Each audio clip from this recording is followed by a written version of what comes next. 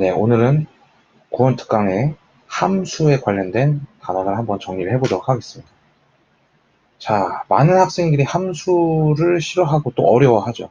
하지만 사실 이 함수라는 내용은 여러분들이 어떤 수학 문제, 방정식, 부등식 같은 어떠한 수식을 풀기 위해서 필수 불가결하게 사용을 할 수밖에 없는 그런 어떤 도구로서의 역할을 가지고 있습니다. 그렇기 때문에 우리가 방정식이랑 부등식을 함수로 바꿔서 생각을 하고 문제를 해결을 할 줄 아는 그런 능력치가 굉장히 요구가 되는데요.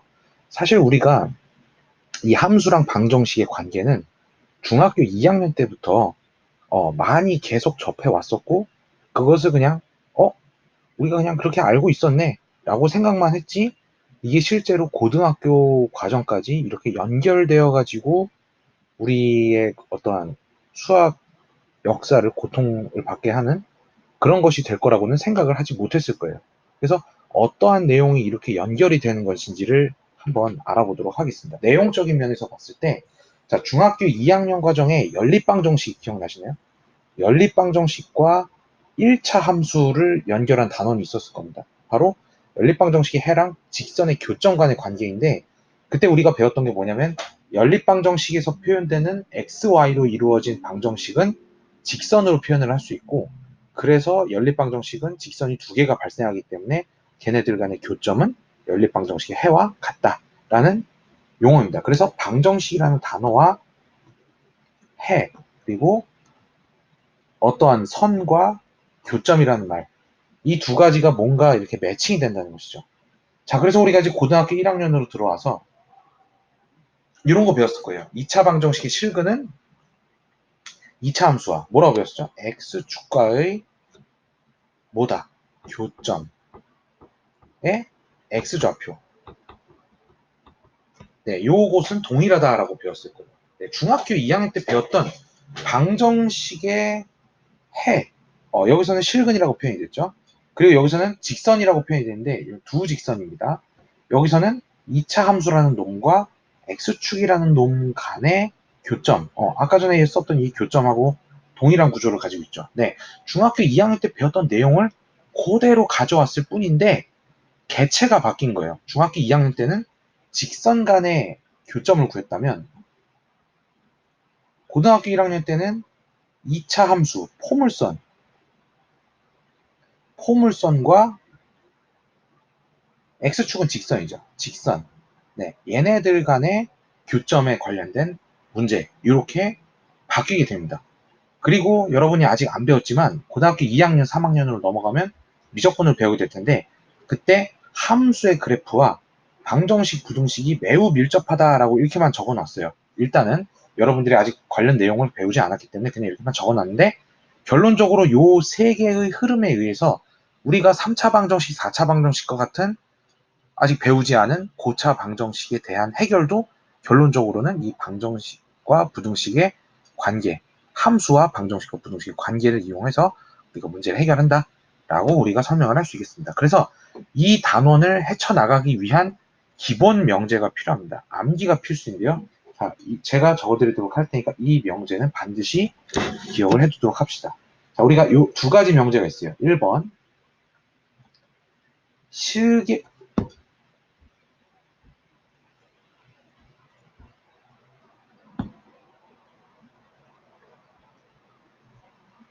자, 실계수 방정식.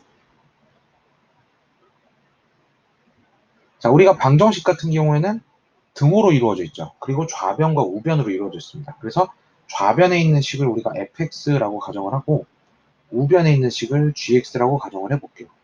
여기서 말하는 실계수라는 소리가 뭐냐면 fx랑 gx에 들어있는 모든 계수가 다 실수로 이루어진 방정식이라는 의미입니다. 네, 굉장히 중요한 의미예요. fx는 gx라고 되어 있는 이런 방정식의 실근, 이 값을 예를 들어서 알파라고 가정을 해볼게요. 그러면 자, 굉장히 중요한 식입니다. 필요 충분 조건입니다. 필요 충분 조건 뭔지 아시죠? 우리 고등학교 2학년, 아니 고등학교 1학년 2학기 때 배우는 명제에서 동치 명제를 뜻하는 의미입니다. 그래서 이 동치명제라는 것은 왼쪽 문장과 오른쪽 문장은 완벽하게 동일하다라는 의미예요. 자, 이것은 이제 왼쪽은 방정식으로 표현하는 방법이고 오른쪽은 함수로 표현하는 방법인데, 자, 이 두 가지를 어떻게 함수로 표현을 할 수 있냐라는 겁니다. 자, 암기를 해두도록 합시다. 좌변에 있는 식하고 우변에 있는 식을 따로따로 y로 변환을 합니다. 즉 얘를 y는 fx라고 표현을 합니다. 그리고 우변에 있는 gx도 y는 gx라고 표현을 합니다. 자, 무슨 소리냐면 두 개의 좌변과 우변으로 나누어진 식을 따로따로 함수로 만들어라 라는 소리입니다. 그래서 이렇게 형성된 두 함수의 그래프를 직접 그려보시고 그때의 이 둘의 교점, 자, 별표를 쳐주세요. 함수로 표현된 두 그래프, 앞에서 우리가 중학교 때 배웠을 때도 두 그래프의 교점이라고 얘기를 했듯이 여기서도 두 그래프의 교점이 바로 이 실근 알파랑 동일하다라는 뜻입니다. 근데 교점 하면은 좌표가 x좌표랑 y좌표가 있죠. 교점이 이제 이런 식으로 뭐, 뭐 이런 식으로 좌표로 나타날 텐데 이 중에서 이 실근 알파라는 녀석은 무슨 값일까요? x 값일까요? y 값일까요? 방정식의 해는 뭐로 표현되죠?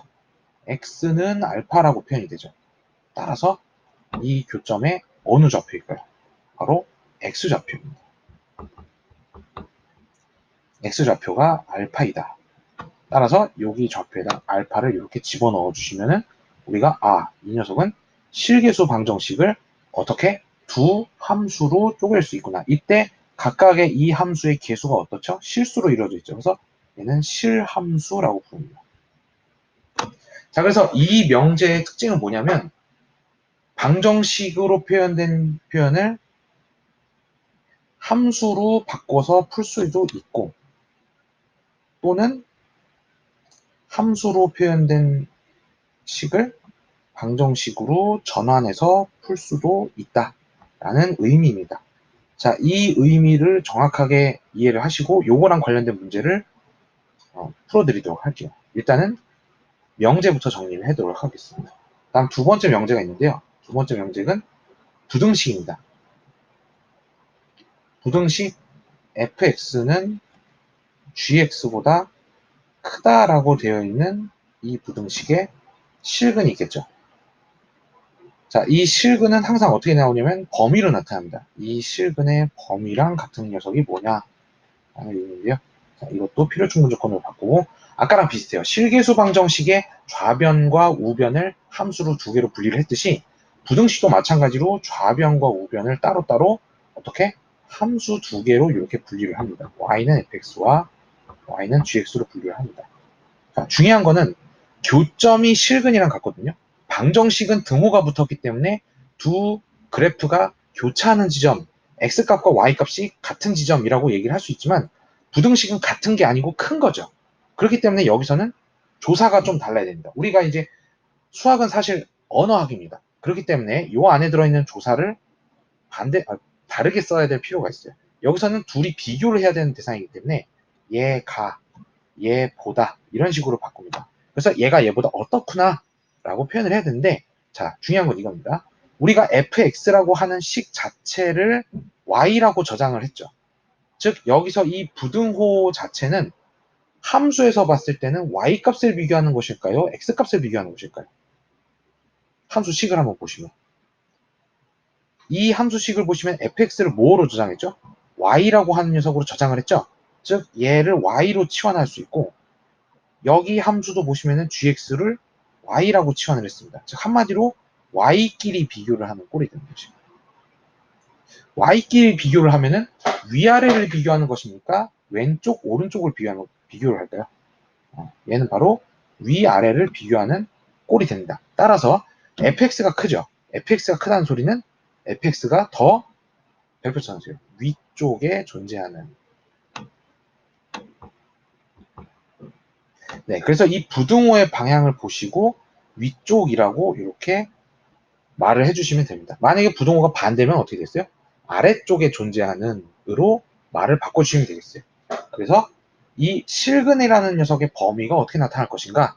네, 이 위쪽에 존재하는 그래프를 그렸을 때 그 그래프에 해당되는 범위가 나타날 텐데 그 범위에 별표를 쳐주시면 됩니다. 바로 그 범위의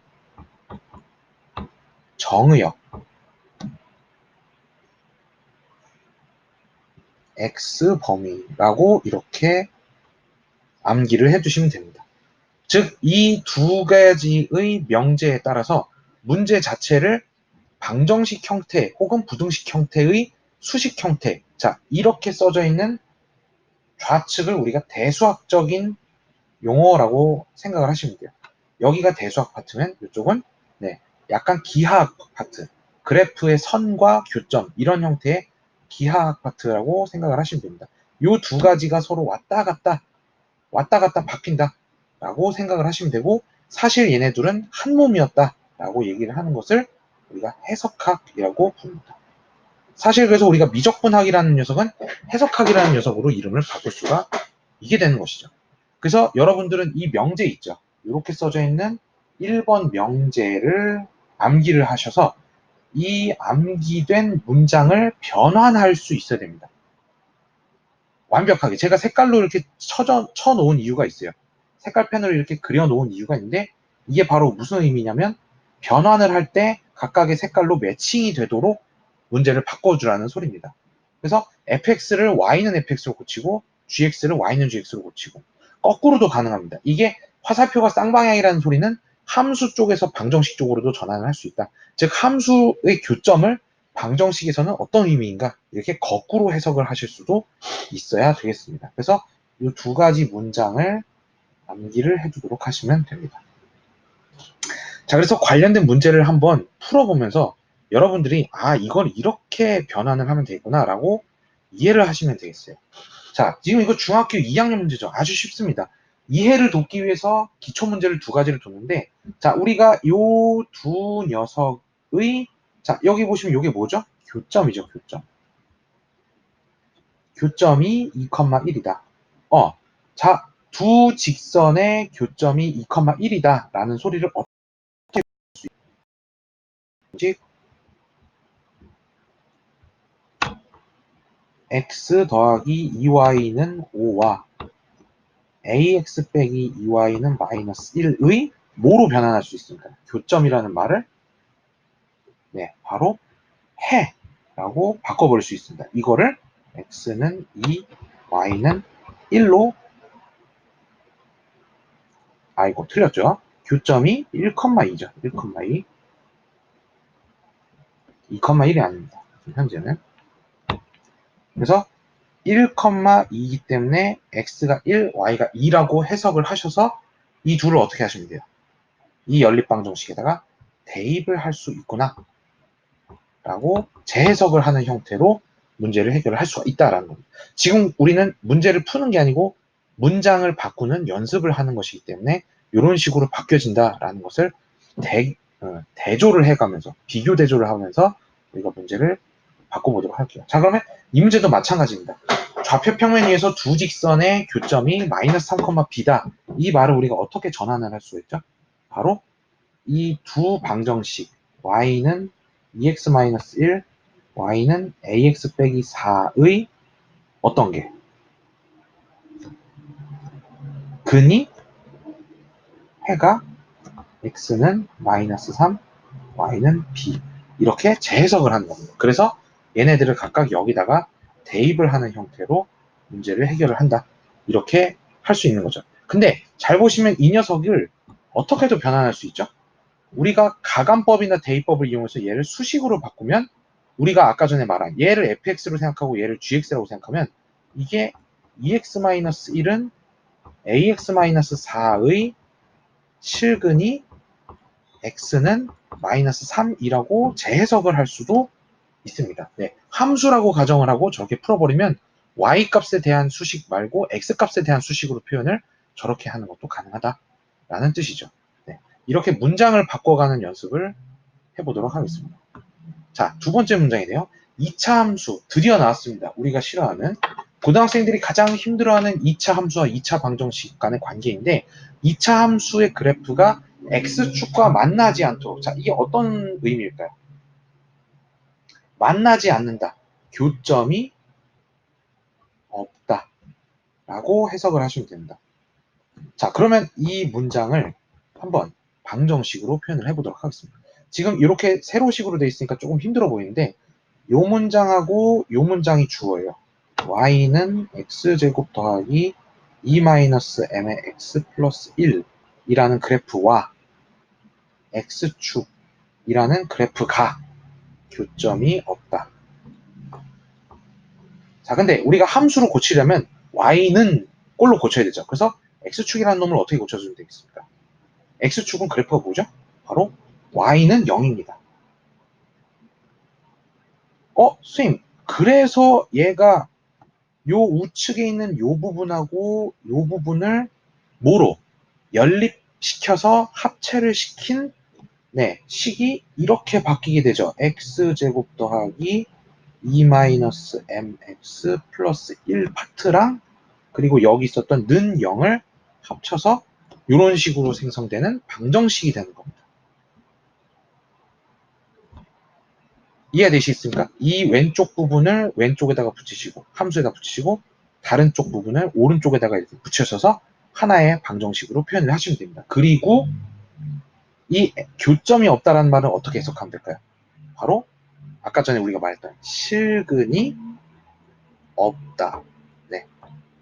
교점이 없으면 실근도 없어야 되겠죠. 이렇게 우리가 표현을 할 수가 있게 되겠습니다. 그러면 이 문제는 함수 문제가 아니고 방정식 문제로 전환이 되면서 방정식에서 우리 배웠죠. 2차 방정식이 실근이 없으려면 판별식이 0보다 작아야 된다.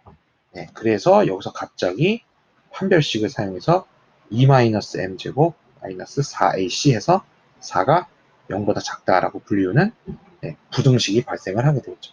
그래서 이 부등식을 풀면은 우리가 m값의 범위를 구하는, 즉 우리는 문장 변환을 연습을 하면서 이런 식의 해결 방법이 있구나 라고 정리를 해주시면 되겠습니다. 자, 이번에는 2차 부등식이죠. 2차 부등식을 2차 함수의 그래프를 이용해서 풀어라. 자, 그러면 선생님, 이 녀석의 실근을 구하라 라는 문제가 되겠죠. 요거 어떻게 변환을 하면 되겠어요? 필요 충분 조건. 자, 어떻게? 좌변 부분을 빨간색으로 표현하고 우변 부분을 파란색으로 표현을 한다면 빨간색 부분을 함수로 만들어 보세요. 그럼 어떻게 되겠어요? y는 x제곱 더하기 3x 빼기 4라고 고칠 수 있고요. 그 다음에 파란색 부분을 함수로 만들면 y는 0이 되겠죠. 네, 이렇게 바뀝니다. 그리고 중요한 거, 조사. 얘네들은 부등호기 때문에 조사를 비교하는 조사를 써주시면 돼요. 얘가 얘보다. 자, 작다죠. 작다라는 소리는 얘가 얘보다 높이가 낮다. 네, 높이가 낮다. y 값이 작다. 라는 의미가 됩니다. 그래서 아래쪽이라고 해석을 해주시면 돼요. 아래쪽에 해당되는 부분에 무슨 값을 구하시면 되겠어요?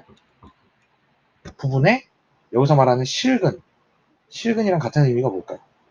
바로 정의역 x 범위를 구해주시면 되겠습니다. 그래서 우리가 이제부터는 2차 함수를 그려야 되는 파트가 되겠어요. 부등식이 아니고요. 그래서 2차 함수를 정확하게 그리려면 뭐가 필요하죠? 네, 교점을 구해야 저 녀석의 그래프를 구할 수 있죠. 그래서 중요한 건 이겁니다. 2차 부등식을 풀려면 문장을 2차 함수꼴로 고쳐야 되는데 2차 함수의 그래프를 그리려면 결론적으로는 다시 2차 방정식을 풀 줄 알아야 그래야 2차 함수 그래프의 교점을 찾을 수가 있습니다. 즉 얘와 얘의 교점을 찾기 위해서 다시금 어떻게 x제곱 더하기 3x 빼기 4는 0을 푸시면 되겠어요. 그래서 1, 4 마플 x-1 x 플러스 4는 0이니까 여기서 발생하는 x값 1하고 마이너스 4는 무엇을 뜻하죠? 바로 얘네 둘의 교점을 뜻합니다. 그래서 이걸 가지고 그림을 그려주시면 어떻게 됐어요? y는 0은 무엇을 뜻하죠? 바로 x축을 뜻합니다. 그래서 x축을 이렇게 그려주시고 저 빨간 선을 2차 함수를 그려주면 되는데 자, 이 2차 함수는 어떻게 생겼죠? 아래로 볼록하죠? 여기 부분이 아래로 볼록. 그래서 아래로 볼록하다고 그림을 그리면 되는데 얘네들의 교점이 몇 개가 발생하는지를 따지는 게 바로 얘네들입니다. 그럼 이게 이 그래프상에서 어떻게 나타났냐? 바로 요 교점들의 x 좌표가 되기 때문에 여기가 마이너스 4,0, 얘는 1,0 이런 식으로 교점이 발생을 하게 되는 것이죠. 자, 이제 우리가 무엇을 따져야 됩니까? 보세요. 빨간 선이 파란 선보다 빨간 선하고 파란 선을 비교해 보세요. 이때 빨간 선이 아래쪽에 있는 부분을 색칠을 해보시면 어느 쪽이 되겠어요? 자, 예를 들어서 지금 이 부분, 이 왼쪽 부분 있죠. 이 왼쪽 부분은 빨간 선, 파란 선 비교해 보면 빨간 선이 파란 선보다 위쪽에 있죠. 이런 부분은 포함이 되지 않는 부분입니다. 즉, 이렇게 얘를 점선으로 찍어봤을 때, 경계를 기준으로 점선을 찍어봤을 때 이쪽, 요 가운데 부분은 빨간 선이 파란 선보다 아래쪽에 존재하죠. 즉, 요 부분에 해당되는 부분이 우리가 원하는 부분이다. 이렇게 얘기를 할 수 있다는 소리죠. 이때의 정의역을 구해야 되니까요. 정의역이라는 건 바로 뭐냐면 여기서부터 여기까지의 이 x 범위, 칠해진 녀석의 그림자를 여기다가 x축에다가 표현을 해주시면 아, 여기서부터 여기까지가 정의역이 되는구나. 이렇게 분석을 할 수 있다는 것이죠. 이해가 되시겠죠? 자, 그리고 여기서 중요한 거, 등호가 들어갔어요? 안 들어갔어요? 등호가 안 들어갔죠. 등호가 안 들어갔기 때문에 이 둘의 교점은 제외. 그래서 하얀 점으로 구멍을 뚫어주시면 되겠어요. 그래서 요거를 수직선상에다 표현하면 마이너스 4는 제외가 되고 1은 제외가 되고 그래서 요 안에 들어가는 범위가 되기 때문에 이 녀석을 해로 적어주시면 x는 마이너스 4보다 크고 1보다 작다라는 해로 풀 수가 있다는 소리죠. 이해가 되시겠죠? 즉 문장을 이렇게 변환하는 연습을 함으로써 우리가 함수와 방정식, 부등식이 밀접하구나 라는 것을 이해를 해주시는 파트라고 생각을 하시면 되겠습니다. 자, 그 다음 이거 한번 봅시다. 2차 함수의 그래프가 x축보다 아래쪽에 있는, 자, 요거 문장 해석해 보실까요? y는 6x제곱 더하기 ax 플러스 b가 누구보다 x축은 그래프로 그리면 어떻게 되죠? y는 0, 네, 이렇게 바뀌죠. 보다 어느 부분이죠? 아래쪽이라고 돼 있죠. 아래쪽에 있는 x의 범위, 바로 정의역이죠. 이 녀석이 3분의 1과 2분의 5 사이다. 이렇게 변환이 됐습니다. 자, 이 문장을 어떻게 바꿀 수 있을까요? 앞에서 했듯이 이거는 거꾸로 함수로 표현된 녀석을 방정식, 부등식 형태로 표현하는 겁니다. 그럼 방정식인지 부등식인지가 중요하죠. 방정식은 교점 이렇게 생각하시면 돼요. 부등식은 뭐뭐보다 아래쪽이니 위쪽이니 이렇게 표현되는 겁니다. 그래서 여기 보시면 아래쪽이라고 표현이 됐기 때문에 얘는 부등식을 선택을 합니다. 자, 그래서 좌변하고 우변을 깔아주시고요. 좌변 6x제곱 더하기 ax 더하기 b랑 y는 0, 바로 0이죠, 0. 얘를 비교한 녀석이 아래쪽이니까 어떻게 표현해 주면 되겠습니까? 아, 이렇게 표현이 되는구나. 이 녀석의 뭐로 표현이 되죠? 해가 네, 요 해랑 x 범위랑 일치한다. 따라서 문제가 이렇게 전환이 됩니다. 오호라. 그래서 이 녀석을 거꾸로 우리가 해결을 하는 문제가 되는 것이죠. 여기까지 이해가 되셨습니까? 네. 그래서 이 문제 같은 경우에는 푸는 방법은 아실 텐데 얘가 안쪽으로 표현이 됐기 때문에 사실 얘가 이제 x-3분의 1, x-2분의 5가 0보다 작다. 이렇게 표현을 해주시고 얘를 전개한 식과 얘랑 계수가 같도록 네, 미정계수법을 써서 정리를 해주시면 a, b 값을 구할 수가 있게 됩니다. 정리를 해보시면 x제곱 마이너스 3분의 1 더하기 2분의 5의 x 더하기 6분의 5가 0보다 작다. x제곱 마이너스 6분의 2, 15, 17x 더하기 6분의 5. 네, 여기서 이 녀석하고 이 녀석이 개수가 같기 위해서는 양변에다가 6을 곱하면 되겠죠. 그래서 얘는 6x제곱 마이너스 17x 플러스 5가 0보다 작다랑 모양이 같게 됩니다. 그래서 a 값과 b 값을 구하게 되시면 a는 마이너스 17, b는 5가 되죠. 네, 그래서 답을 구할 수가 있게 됩니다. 자, 그 다음 문제. 이런 형태들의 문제를 여러분들이 해석을 잘 하셔야 됩니다. 자, 이 연립부등식을 보시면 연립부등식이라는 말은 뭐가 포함되어 있죠? 그리고가 생략되어 있습니다. 그리고 자, 그래서 문장을 한번 볼게요. fx가 0보다 크다. 그리고 gx가 0보다 크거나 같다. 입니다. 그래서 이 녀석을 한번 정리를 해볼까요? 어떻게 바꿀 수 있죠? 요거를 따로 써서 y는 fx, 얘를 따로 써서 뭐라고 표현할 수 있죠? y는 0, 즉 x축과의